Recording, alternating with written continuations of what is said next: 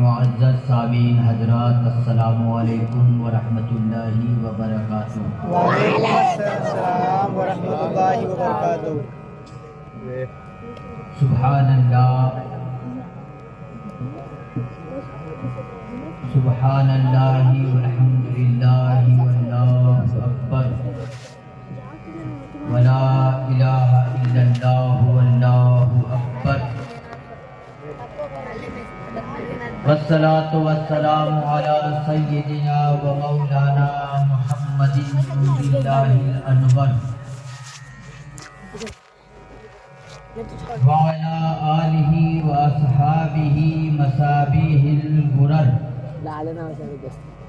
اما بعد، واعوذ باللہ من الشیطان الرجیم، بسم اللہ الرحمن الرحیم، یا ایہا الذین آمنوا اتقوا اللہ وکونوا مع الصادقین، وقال اللہ تعالی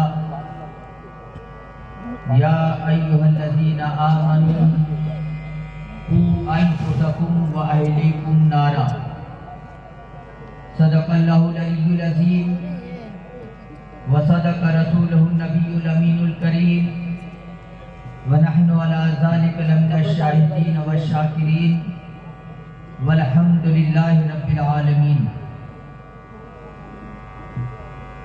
آئیے سب سے پہلے ہم اور آپ مل کر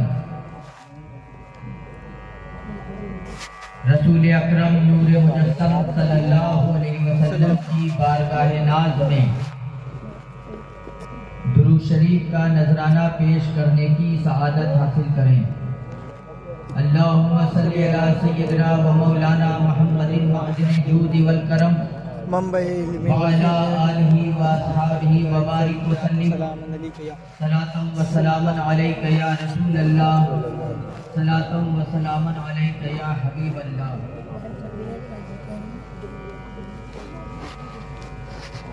رفیقان گرامی،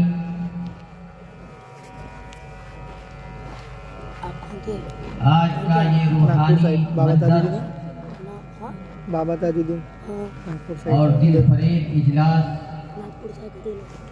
ناگپور سائٹ ہے، وہ شہر ہمارا حضور شہباز دکن علیہ رحمت و رضوان کے سالانہ عرس کی تیسری محفل ہے۔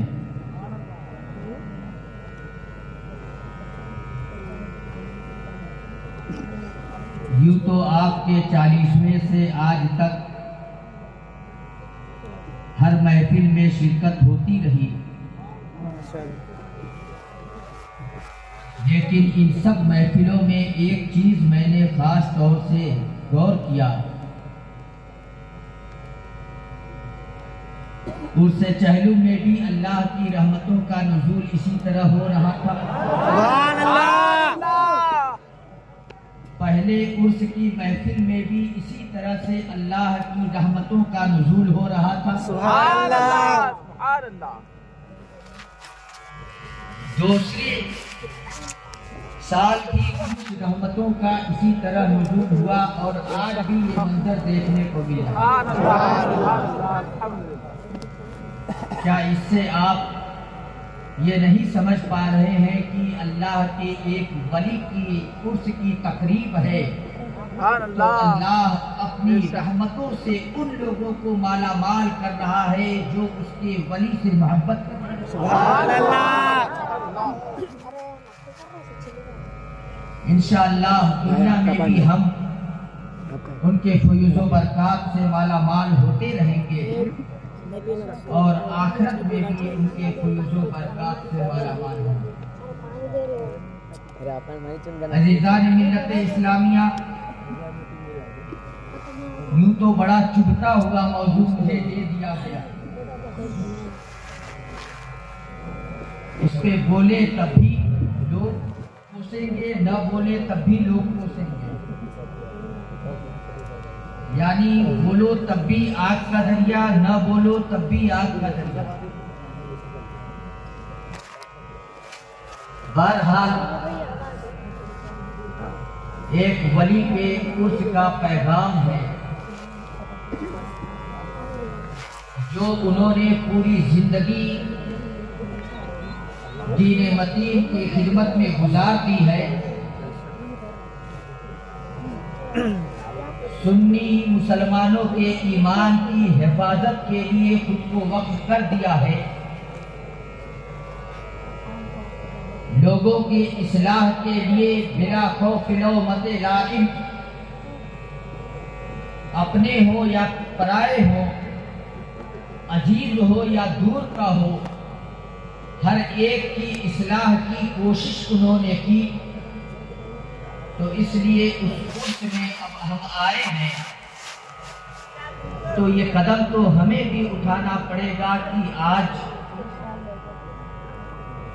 جس دور سے ہم لوگ گزر رہے ہیں، بڑی آسائشوں کا دور ہے،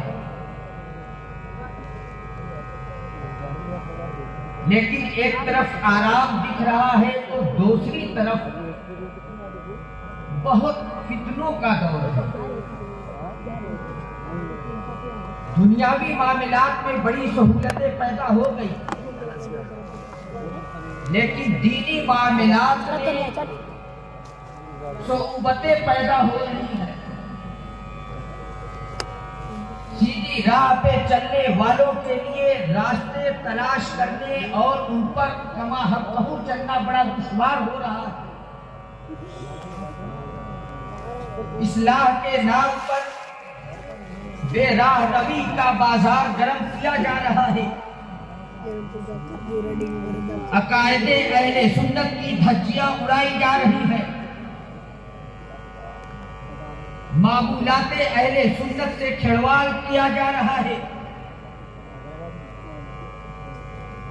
لیکن حالات ایسے ہو گئے کہ ہر ایک اپنی ذمہ داری سے دور بھاگتا ہوا نظر آ رہا ہے۔ کوئی ان معاملات میں بولنے کی ہمت نہیں کر رہا ہے، سب ریس کر رہے ہیں۔ لیکن یاد رکھو، فتنے اٹھیں گے تو ان کی سرکوبی بھی ہوگی، بے راہ رویاں پھیلیں گی تو ان کی اصلاح بھی کی جائے گی، عقائد اہل سنت میں نقب زنی کی جائے گی تو اس کو دور بھی کیا جائے گا، معمولات اہل سنت پر اگر اعتراض کیا جائے گا تو ان کے جوابات بھی دیے جائیں گے۔ لیکن ہمارے بھائی سنی صحیح العقیدہ بھولے بھالے بھائی یہ بہت جلدی نام فریب میں آ جاتے ہیں۔ جہاں کہیں سوشل میڈیا پہ ایک اعتراض کسی نے ڈال دیا تو اس اعتراض کو جھٹکنے کے بجائے اپنے دل میں جگہ دینے لگتے ہیں اور پھر اسی اعتراض کے رو میں بہہ کر کے انہی کی بولی بولنے لگتے ہیں۔ مجھے یہ سمجھ میں آتا ہے کہ یہ سب جو بے راہ رویاں پھیل رہی ہیں یہ عدم علم کی وجہ سے ہے، یہ قلت علم کی وجہ سے ہے، یہ اس وجہ سے ہے کہ لوگوں نے دین کے علم کو حاصل کرنے سے دوری اختیار کر لی ہے، لوگ علماء سے دور ہو گئے ہیں، لوگ مشائخ سے دور ہو گئے ہیں، لوگ عقائد اہل سنت کے جاننے کی کوشش نہیں کرتے ہیں، لوگ معمولات اہل سنت سے دوری اختیار کر چکے ہیں۔ اسی وجہ سے آج نئے نئے فتنے جو ابھر رہے ہیں وہ لوگوں کے دلوں میں گھر کرتے جا رہے ہیں۔ لیکن افسوس اس وقت ہوتا ہے کہ یہ فتنے پھیلانے والے بھی اپنے آپ کو سنی صحیح العقیدہ کہتے ہیں۔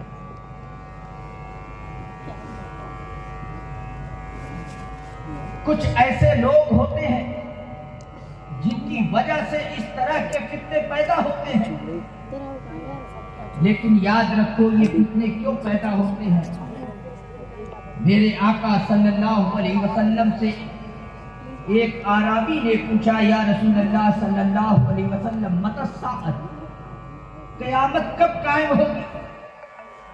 میرے آقا صلی اللہ علیہ وسلم ارشاد فرماتے ہیں اذا ضیعت الامانۃ، جب امانتیں برباد ہو جائیں تو فانتظروا الساعہ، تو قیامت کا انتظار کرو۔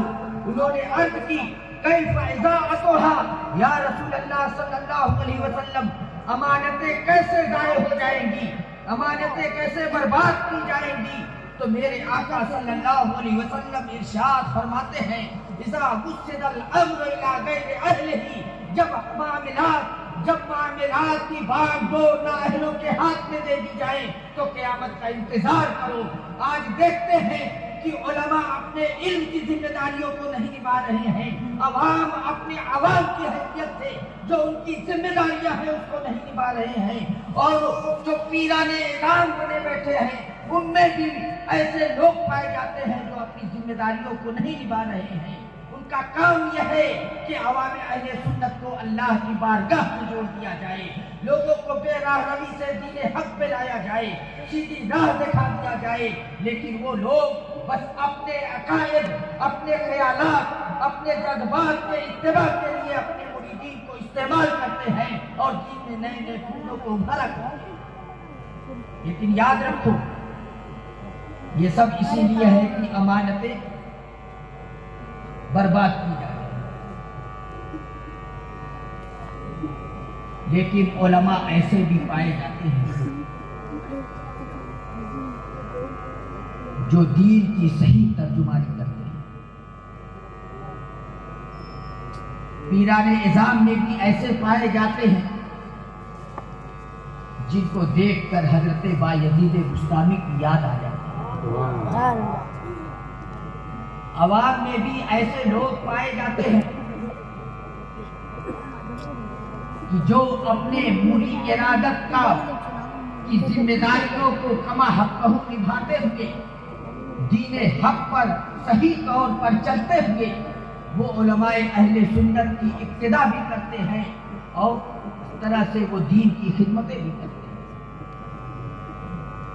آج ہم اپنے بچوں کو دنیا کی اعلیٰ سے اعلیٰ تعلیم دلا دیتے ہیں، لیکن جب ان کے ماں باپ سے پوچھا جاتا ہے آپ نے اپنے بچے کو دین کی تعلیم کیوں نہیں دلائی، آپ نے اپنے بچے کو عالم کیوں نہیں بنایا، تو ان کا برجستہ یہی جواب ہوتا ہے عالم بن کے کیا کرے گا، 5-10 ہزار روپیہ کمائے۔ کیا ہم دنیا میں اس لیے آئے ہیں کہ ہم روزی کی فکر کریں، ہم اپنے پیٹ کی فکر کریں؟ اللہ ہمارا رزاق ہے، وہی ہمیں رزق دیتا ہے، وہی اسی نے ہمیں پیدا کیا ہے تو وہی ہمیں رزق بھی دے گا۔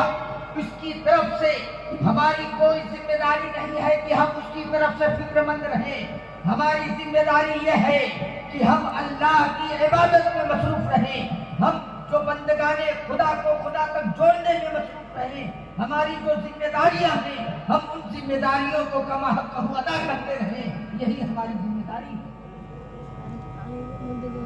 ذرا سوچو، جبکہ میرے آقا صلی اللہ علیہ وسلم ارشاد فرماتے ہیں ما نحل والد ولدہ احسن من الادب، کسی باپ نے اپنے بچے کو حسن ادب سے بڑھ کر کوئی تحفہ نہیں دیا ہے، علم و ادب سے بڑھ کر کسی باپ نے اپنے بچے کو کوئی تحفہ نہیں دیا ہے۔ سوچئے کہ علم و ادب کتنی عظیم نعمت ہے، وہ انمول موتی ہے کہ جس کے بارے میں میرے آقا ارشاد فرماتے ہیں کہ ماں باپ نے اپنے بچے کو جو سب سے قیمتی تحفہ دیا ہے وہ علم و ادب کا تحفہ ہے۔ اب علم و ادب کا جب تحفہ سب سے قیمتی ہے تو ہم اس تحفے کو دینے سے دور کیوں ہو رہے ہیں؟ ذرا یہ بھی تو سوچ لیں، میرے آقا صلی اللہ علیہ وسلم نے ارشاد فرمایا جب انسان مر جاتا ہے تو اس کے اعمال منقطع ہو جاتے ہیں سوائے 3 عمل کے کہ اس کے مرنے کے بعد بھی اس کا ثواب اس کو ملتا رہتا ہے۔ اس تین عمل میں ایک عمل جانتے ہیں؟ اپنے بیٹے کو با ادب بنایا، اپنے بیٹے کو با ادب بنایا ہے، وہ صالح نیک ہے تو وہ مر گیا ہے، پھر بھی اس کے بچے جو نیکیاں کریں گے اس کا ثواب اس کو ملتا ہے۔ نیک بچہ ہے، علم والا بچہ ہے، با ادب بچہ ہے، اگر وہ اپنے والدین کے لیے دعا بھی نہیں کرے گا تب بھی اس کے والدین کو ثواب ملتا رہے گا۔ اتنا بڑا اجر ہمارے لیے میرے آقا نے ارشاد فرما دیا ہے تو ہم اس اجر کے حقوق سے دور کیوں ہو رہے ہیں؟ یہ یاد رکھیے، ہر مسلمان کے اوپر فرض ہے کہ وہ اسلامیات کا علم حاصل کرے، ہر مسلمان کے اوپر فرض ہے کہ وہ کفریات کا علم حاصل کرے تاکہ اس سے وہ بچ سکے، کیا کہنا کفر ہے، کیا کرنا کفر ہے، کس سے ایمان پر نقصان پہنچے گا، یہ سب جاننا اس کے اوپر فرض ہے۔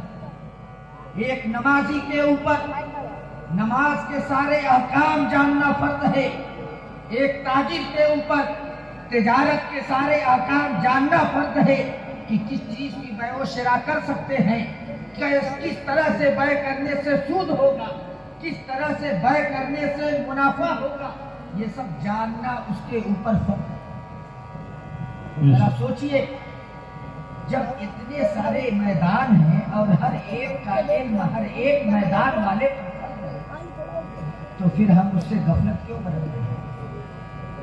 دین میں فتنے کیسے پھیلتے ہیں، فتنے کیا ہیں، عقائد اہل سنت کیا ہے، معمولات اہل سنت کیا ہے، ان سب کی ضرورت ہے کہ ہم اسے جانیں، جاننے کی ضرورت ہے۔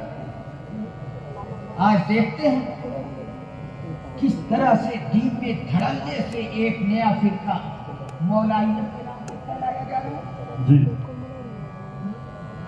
اس کی کیا ضرورت پیش آئی کہ سیدنا مولائے کائنات علی مرتضیٰ رضی اللہ تعالیٰ عنہ کی فضیلت کو اس طرح سے بیان کیا جائے کہ حضور سیدنا صدیق اکبر پر بھی ان کو فضیلت دی جائے۔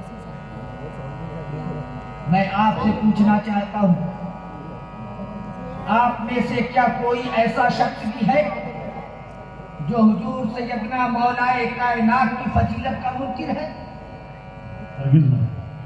کیا علماء میں جو منبر نور پر جلوہ افروز ہے ان میں سے کوئی ایک عالم بھی ایسا پا رہا ہو کوئی کہ جو سیدنا مولائے کائنات کی فضیلت کا منکر ہو؟ ہمارے مشائخ اعظام میں سے، پیران طریقت میں سے کسی ایک پیر اور ایک شیخ کا نام کوئی بتا دے جو مولائے کائنات کے فضیلت کا منکر ہو؟ کوئی بھی ایسا نہیں ہے کہ جس کو پیش کیا جا سکتا ہو مثال میں، پھر اس کی ضرورت کے پیش آئے۔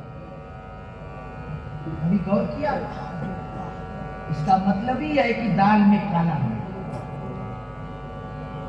ایک بہت پرانی مثل ہے، یہ حب علی نہیں ہے، بغض معاویہ۔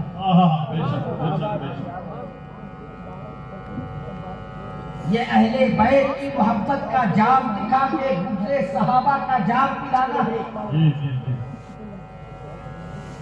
وہ ہمیں اہل بیت کی محبت کا جام پلانے کی کوشش کرتے ہیں، جبکہ ہم تو اپنے ہر صبح شام اپنے شجرے میں یہ پڑھا کرتے ہیں حب اہل بیت محمد کے لیے عشق حمزہ پیشوا کی۔